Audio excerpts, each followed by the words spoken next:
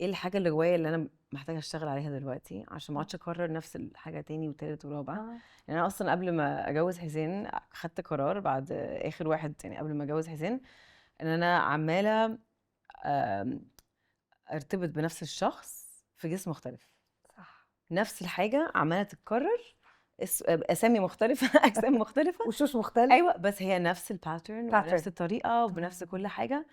وكنت وصلت مرحله كنت خلاص زهقت، قلت انا بجد مش هقدر اعيش بالشكل ده. يعني انا زهقت من نفسي. انا بحس ان احنا لازم نوصل لمرحله ايوه ان احنا كفايه بقى. كفايه كفايه من دينا، نفسي. كفايه بص.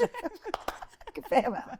انا صحابي اللي بيقولوا لي بقى لا كفايه، حرام عليكي، كفايه كفايه، بجد ارحمينا. ايوه والله دي حقيقه. وبعدين خدت قرار خلاص مهما جه مين، انا محتاجه اقعد لوحدي حاجه افهم بيحصل ايه. أيوة. فقعدت تقريبا قبل ما اقابل حسين سنتين قاعده لوحدي بقول لا بقول لا بقول لا. وبعدين اكتشفت الجزء اللي جوايا اللي كان عمال يقبل الناس اللي ما تنفعنيش خالص، هي دينا اللي مش فاهمه قيمتها وخايفه تبقى لوحدها وخايفه ما تلاقيش حد تاني.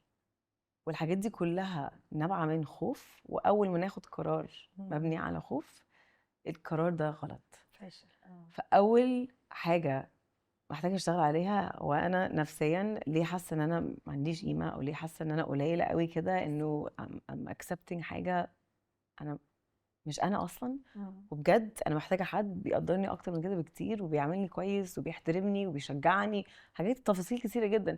حد اعرف اتكلم معاه الخناقات ما تقلبش خناقه وخلاص، لا هنقعد وهنحل وهنتكلم في الحاجات اللي صعبه وهنحلها، ونبقى متفاهمين بالمراحل المختلفة اللي احنا هنمر بيها في حياتنا، ومدين لبعض مساحة ان احنا نعرف نمر بالحاجات دي من غير جادجمنت، من غير اي بريشر، من غير اي حاجة من الحاجات دي.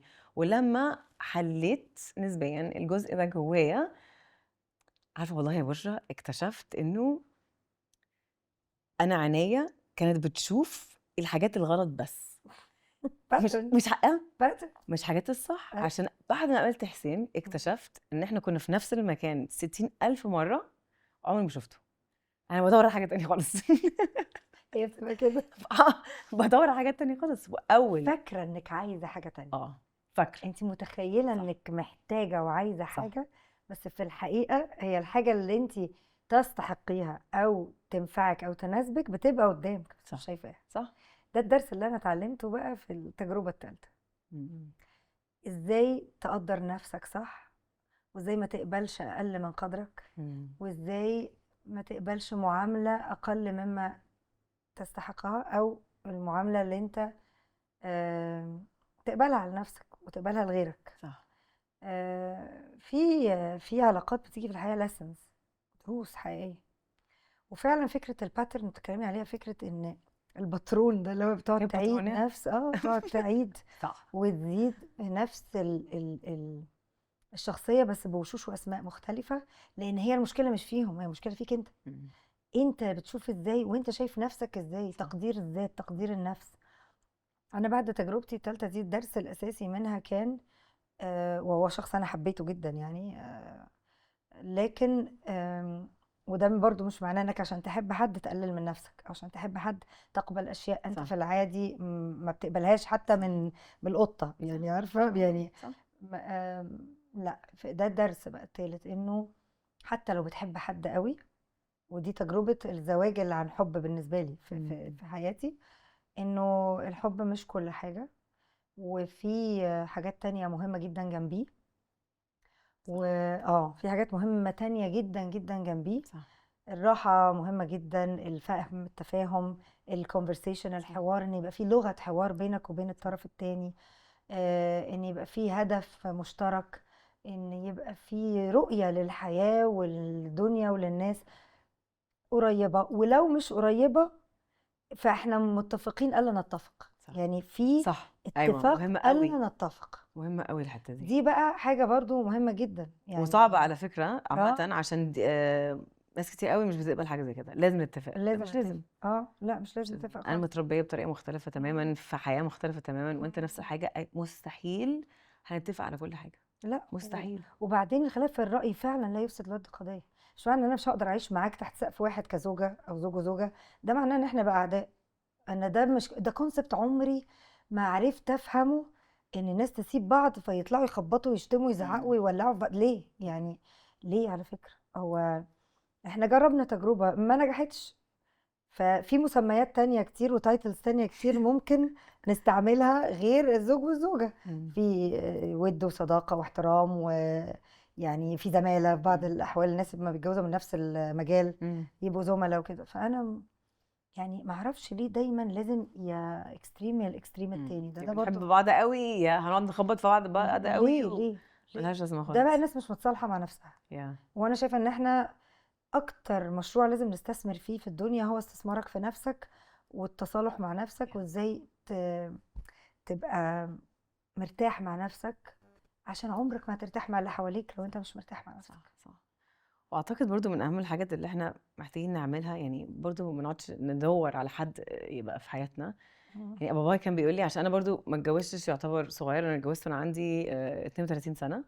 وانا بابايا اهلي عمرهم الحمد لله ما كلموني خالص في القصه دي. وبابايا كان بيقعد يقول لي ساعتها، على فكره انا مش فارق معايا الكلام ده كله، انا فارق معايا انت شغلك الوحيد في الحياه انت تشتغل على نفسك بس. وكل ما تشتغل على نفسك هتفكي حاجات جواكي مخلياكي تاخدي قرارات غلط، وكل ما تشتغل على نفسك هتعرفي تاخدي القرارات اللي صح في حياتك، سواء مع اصحابك او مع شغلك او الراجل هتتجوزيه. والحاجات دي هتيجي في حياتك، وساعتها لما تيجي انت هتبقي فاهمه ان ده ليا. بس ما تقعديش تدوري على حاجات براكي تلهي نفسك بيها، وان كل شغلك هو شغل النفس على ذاتك، تشتغل على نفسك يعني. ولما تشتغل على نفسك وتبقى بجد متصالح مع نفسك وفاهم نفسك اكتر، هتبقى فاهم انت محتاج ايه اصلا، وهتولريت ايه وتتسامح مع ايه، وهتقبل ايه وهترفض ايه، ومين اللي ينفع يبقى معاك في دايرتك القريبه، ومين الابعد شويه ومين الابعد، ومين انت متصالح مع الناس كلها عموما شايفهم كلهم يعني والله حاجات جميله، حتى الوحش منهم مسيره يعرف، واللي مش هيعرف الله يعينه يعني على ما بلاه يعني. فاقصد انه يعني واحد عايز يعيش في سلام ويعيش بيسفولي ويعيش من غير انه طول الوقت بيهري وينكت في نفسه. عارفه واحد بيهري وينكت، واحد بتهري وتنكت طول الوقت كده، اللي هو مش مرتاح. طب يعني كسبنا ايه بقى؟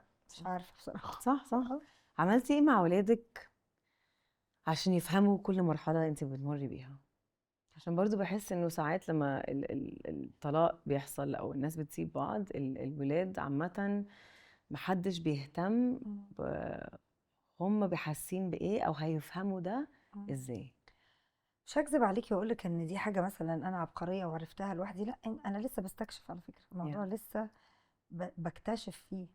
بس هما الجيل ده بقى مختلف، الجيل ده بقى غيرنا، ما بيضحكش عليه بسهوله. الجيل ده بقى يقرا ويشوف بيعرفوا تو اوبزرف، وبيعرفوا يراقبوا، بيعرفوا يحللوا ويحكموا كويس قوي. احنا اتضحك علينا كتير يعني، احنا برضو كنا سذج قوي واحنا في سنهم. يعني انا بنتي بقى عندها 10 سنين، فتيجي تقول لي مامي you're too independent, you don't need a husband. What? you're better off on your own. والله العظيم. بس اطلع كده يومها وهي جايه تقولي كده، هي شايفه ايه ولا قاريه ايه ولا شايفه ايه انا مش شايفاه؟ وحسيت ان انا ساذجه و يعني ضحله خالص. وهي ثبتي طبعا اكيد بتقول لي الجمله دي. طبعا ممكن يبقى لها بعد في سنه غيره، هي مش عايزه مامتها تبقى مع حد تاني غير باباها هي، بس لا الكلام فيه بعد فلسفي اعمق من كده. هي شايفه ان امها ست مستقله واقفه بطولها، بتصرف على نفسها، بتشتغل، بتقف لنفسها وللغير، بتدافع عن نفسها وعن ستات تانية كتير زيها، بتقف مع يعني مش مستنيه الرجل المنقذ. هي البنت شايفه امها شخصيه اندبندنت مستقله بجد يعني متكفله بنفسها. فده الملاحظه بتاعتهم.